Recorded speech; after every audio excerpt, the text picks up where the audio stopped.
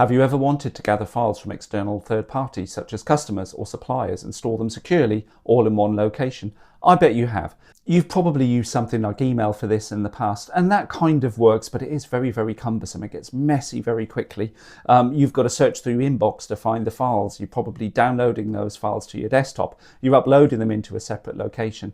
You may have to mark the files with the name of the person who uploaded them, and it all becomes very, very manual. What if there was a way that you could quickly and easily send out a link from your SharePoint site to a third party? They were then presented with a completely headless interface. They would have no access to your SharePoint library. They wouldn't be able to see anything. They just had a simple upload window, upload the files, and you're done.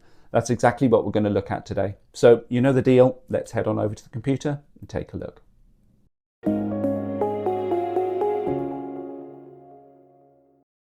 Okay, so here I am within my SharePoint site, within a blank document library. And the first thing I'm going to do, I'm going to create a folder in which I'm going to store my documents that I'm going to receive from my external third parties. So I'm just going to create a folder, and I'm going to call this job applications, and I'll give it a color, make it nice and green. So I have my folder. What I can do, I can use the three-dot menu, and you will see I have this request files enabled. Now, this may or may not be enabled for your organization. If you don't see this, then stick around and I'll show you what you need to do to get this enabled.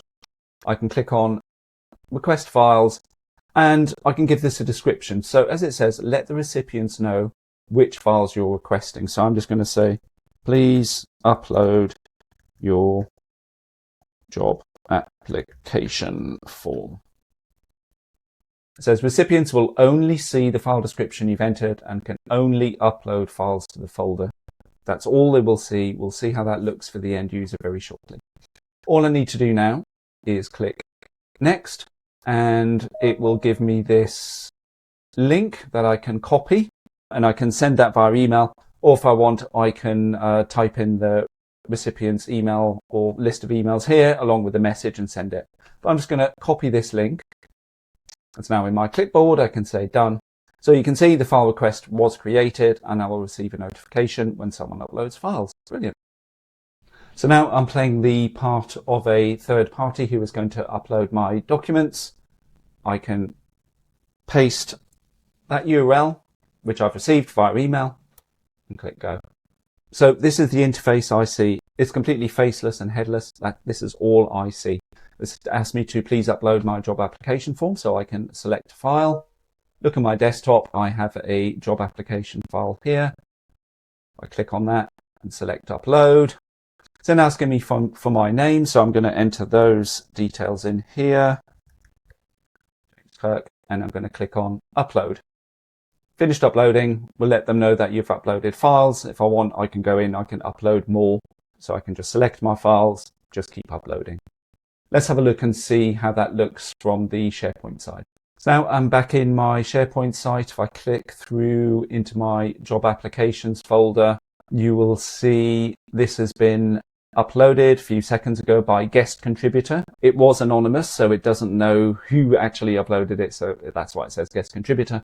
But you can see it's actually prefixed the file name with the name that the user entered. So here I've got James Kirk's job application. As more and more of these files get uploaded, I can see exactly who uploaded the files according to the name that they entered within the form. And I can just build up this library. You can imagine how difficult this would be if I was having to monitor my email inbox and look through all of these files. Maybe save those out as attachments to my desktop, upload them here. I'm probably going to miss something. It's going to be really, really difficult to kind of process and filter. So if I look over here in my inbox, you'll see I've received an email when James uploaded his file. I can click the See New Files button, and that'll take me directly into my folder. Really nice and simple. So what happens once I've had all of my files submitted and I no longer want to enable the request files feature within my site?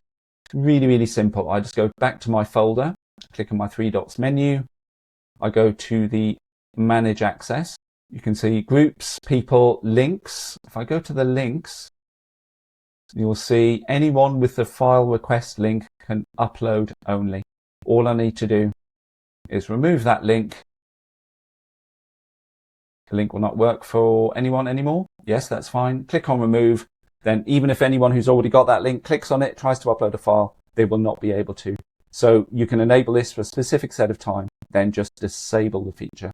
Really easy. So that's all great, but what if you can't see the request files feature? It may have been disabled by your admin, so you may want to get in touch with them. If you are an admin, then let's take a look and see how you can enable this feature along with a few of the caveats. Make sure you watch to the end because there are some important gotchas here. Okay, so now we're in the SharePoint Admin Center. As I said, this does have to be specifically enabled, and what needs to happen is within your SharePoint Admin Center, let's go to sharing.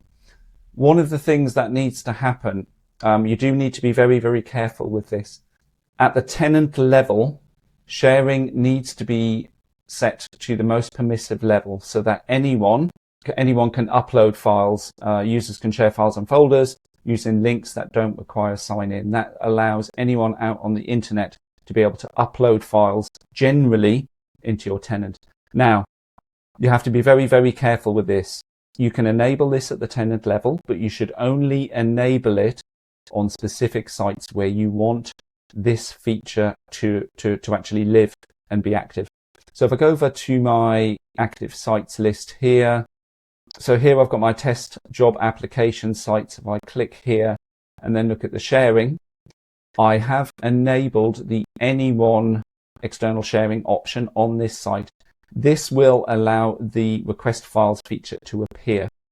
On all of your other sites where you do not want this enabled, you should set these to any of the below options. So new and existing guests only, or only people within your organization.